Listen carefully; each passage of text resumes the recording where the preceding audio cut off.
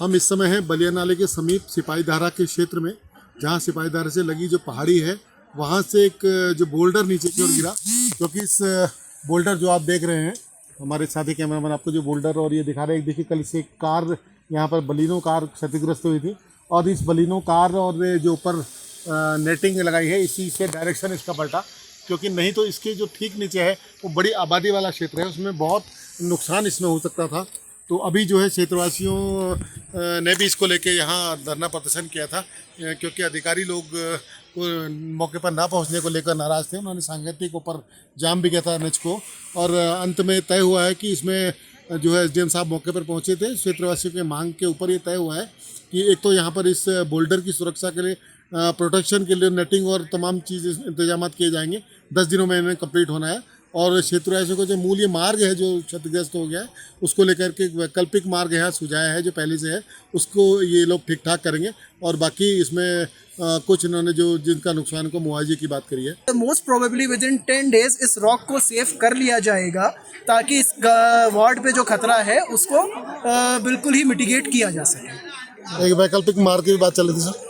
हाँ, till the time ये काम चलेगा तो जो मेन रास्ता है वो ब्लॉक रहेगा। उसके लिए गांव वार्ड वालों ने हमें 2 वैकल्पिक रास्ते बताए हैं जिन पर हमने काम शुरू कर दिया है। एक रास्ता ठीक है, उसमें थोड़ा सफाई की आवश्यकता है, जिसके लिए नगर पालिका परिषद नैनीताल के ईओ साहब से वार्ता की गई है। उनके द्वारा कहा गया है कि अभी उसको सफाई करा रहे हैं, और जो दूसरा वैकल्पिक रास्ता उसमें हल्का सा रैंप का कार्य होना है वो भी शुरू कर रहे हैं। से ही मौजूद हैं पिछले काफ़ी सालों से। तो उसमें ये हुआ था कि इन पत्थर को यहाँ से हटाना है। तो लास्ट बारिश में हम लोगों ने इसको क्या किया था, सबसे पहले क्योंकि पत्थर का जो फेस है वो बहुत बड़े ब्लॉक्स हैं इसमें, तो जब भी टूटेगा तो ये नीचे रोल करने की पॉसिबिलिटी हमेशा रहेगी। तो इसीलिए हम लोगों ने सबसे पहले ये प्लान किया था कि सबसे पहले इसको जाल से हम लोग कर दें। तो जाल भी काफ़ी हैवी जाल है, ये डीटी मैसेज दिख भी रहा है। जाल ने काफ़ी कुछ होल्ड किया, उसके बाद साइड से ही पत्थर को जाने दिया, अपने फ्रंट से उसने काफ़ी बचाव किया, जिस वजह से नीचे काफ़ी वो भी है। तो अगर हम आज की डेट में जब वो ब्लॉक निकला है तो अगर हम उसका फेस देखें तो दोनों के बीच में कोई जॉइंट नहीं नज़र आता है। उसके बीच में बहुत मोटी मोटी जड़ें भी हैं और मिट्टी की एक लेयर भी है। तो जिससे ये स्पष्ट है कि ऊपर से ही जो है फ्लो होते हुए उसमें धीरे धीरे क्रैक जो है वाइडन हुआ है। आपका कहना है पे कोई दो राय नहीं है, पानी भी उसमें गया है, और क्योंकि जड़ें हैं तो जड़ें जब जाती हैं तो अपना रास्ता ऑटोमेटिकली वो धीरे धीरे वाइडन करती हैं। सर आप बलिया नाले में भी काम कर रहे हैं, क्योंकि इतना बड़ा प्रोजेक्ट बलिया नाले में हो रहा है, उसी का एक पार्ट भी है, क्योंकि बलिया नाले से लगा हुआ हिस्सा है। पूर्व में प्रोटेक्शन मेरे ख्याल से बलिया नाले मत से ही हुई थी इसमें।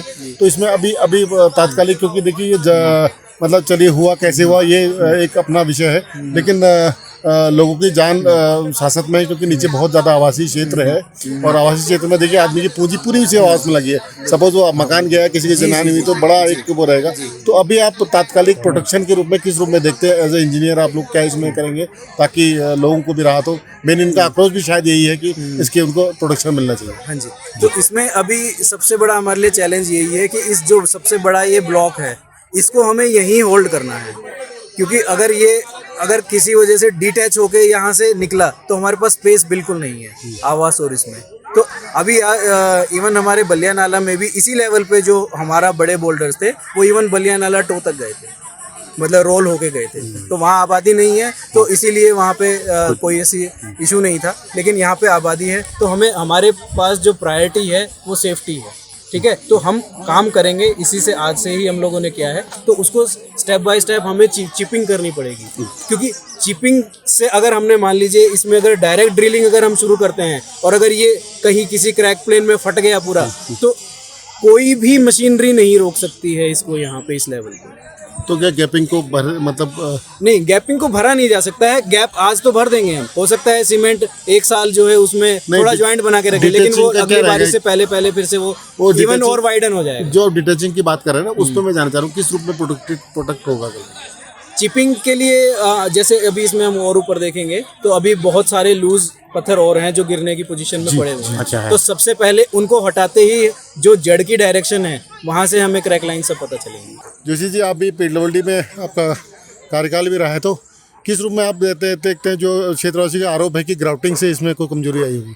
बिल्कुल क्षेत्रवासियों का कहना जरूरी है। उसमें जब ये ग्राउंडिंग कर रहे थे तो यहाँ पर जितने भी आवास थे, क्योंकि सबसे ज़्यादा नज़दीक में जो है 100 मीटर में तो हमारा वाला ही आवास है, ऐसे हिल रहा था कि वो जैसे कि भाई कोई भूकंप आ गया हो, ये मकान अभी गिर जाता है। तो उस ग्राउंडिंग के वजह से ये पत्थर ज़्यादा फटा है और कम होने को जो है इन्होंने ऊपर से जो है उसमें पेड़ जमे थे, उन पेड़ों को काट दिया और उन पेड़ों को काटने के बाद या तो उसकी जड़ निकाल देते ये और उसमें जो है सीमेंट का जो है ग्राउटिंग कर देते और सीमेंट से यदि वो फटा हुआ पेज को बंद कर देते तो ये दुर्घटना आज नहीं होती।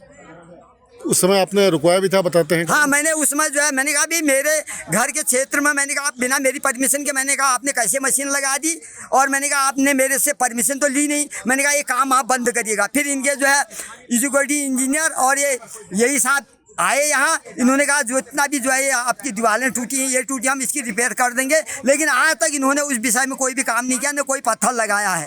आपके राज्य की खबरें, आपके शहर की खबरें सबसे पहले जानने के लिए देखते रहें अमर उजाला। चैनल को सब्सक्राइब जरूर कर लें और पाएं हर अपडेट।